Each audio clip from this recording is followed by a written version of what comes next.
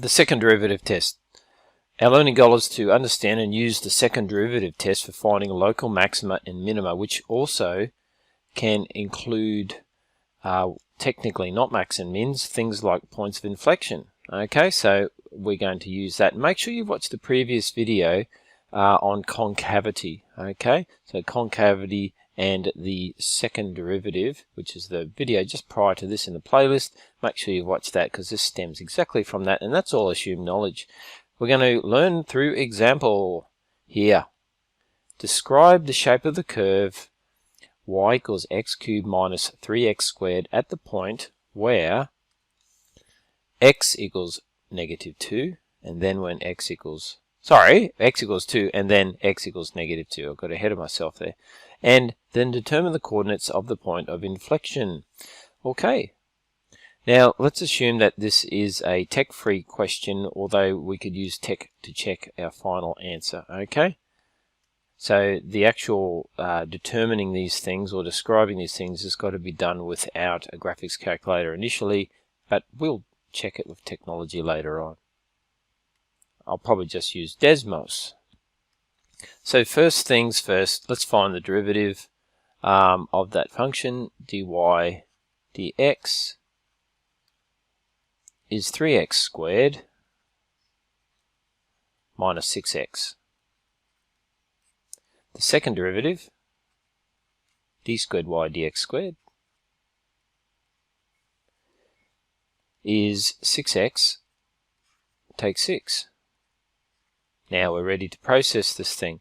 Part 1, when x equals 2. So what's the shape? Now remember, the shape, we're talking about max, min, inflection.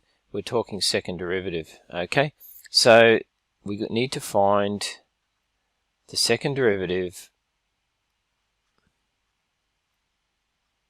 when x equals 2. So we sub it in. So we've got 6 times 2, take away 6, 12 take away 6 is 6. Now 6 is, the important thing about that, 6 is positive.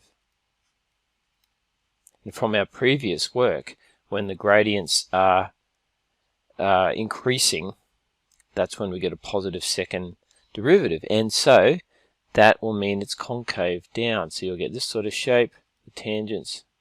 Concave up, I should say. Concave up. So with the maximum facing down, or the minimum facing down. It's been a long day. Sorry. Concave up. So it's concave up at x equals 2.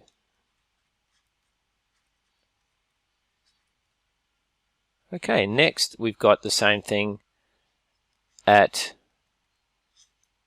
x equals negative 2. So the second derivative at x equals negative 2, and we sub in negative 2.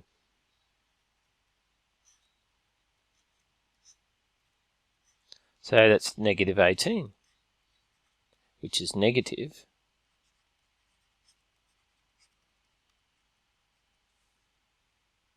Second derivative negative, so the rate of change of all the tangents is negative, so they're getting more negative, so from positive to 0 to negative to even more negative. Okay, so that's concave down.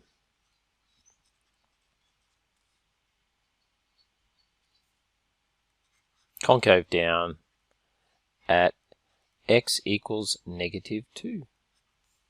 Okay, the last part was determine the coordinates of the point of inflection, and then we're going to just check it all. Now, points of inflection from our previous work. What do we know about that? What do we know, in fact, about the second derivative? Well, we know that the second derivative is when it goes, when the concavity changes. So we need, it's got to be 0 at some stage, plus the sign. Alright, sign meaning positive slash negative. The sign of the second derivative must also change. it'll go from negative to positive or positive to negative for it to be a point of inflection, as long as it's one of the two. So the sign of the second derivative must change as we go through the point of inflection. If it doesn't change, we've got basically a concave up or a concave down situation, so it must change. So when the second derivative equals 0, what value is x? 6x take 6 equals 0, so x is equal to 1. So as we go through that point 1, let's have a look. So we need a table, alright, and we need to have x, and we have the second derivative in the next row.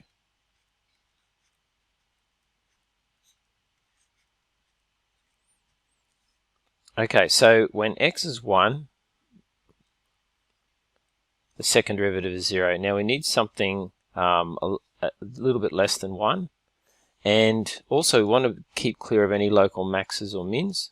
So let's say, now this isn't -1, this is approaching 1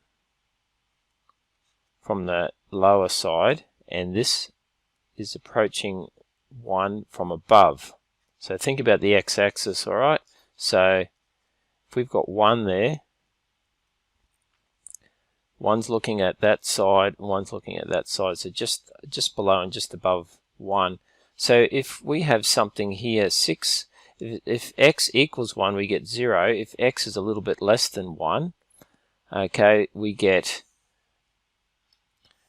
negative value, don't we? Because if you have a look at something, say, you don't normally have to actually do the calculation, but if we have 0.9, okay, we've got 0.9. Now that will be a negative answer there. Okay, so it'll be negative. We could say less than 0 if you like. And here it'll be positive when x is just a bit bigger than 1 or just above 1.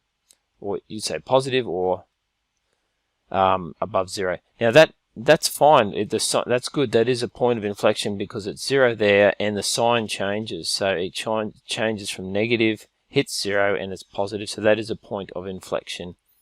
This is because the concavity has changed.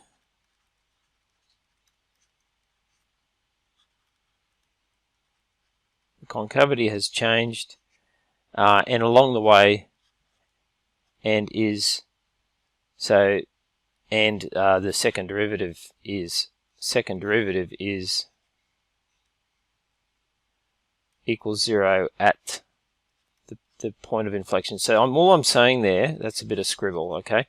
The second derivative equals 0 at the point of inflection, and the concavity has changed, all right? So it was negative there, then the second derivative was positive there. So they're the two conditions you might recall that satisfy the point of inflection. So the point of inflection is at the point x equals 1, or if you sub it into the original equation, so we sub 1 into the original equation for the curve, and we get 1 take 3 is -2. Okay, so the point of inflection occurs at 1, -2. So let's check all that. Okay, so we've got at x equals 2, we got concave up. At x equals -2, we've got concave down. Let's check that out. Okay, so at x equals 2, that's there. That's concave up, if you can see my cursor. At x equals -2, way down here,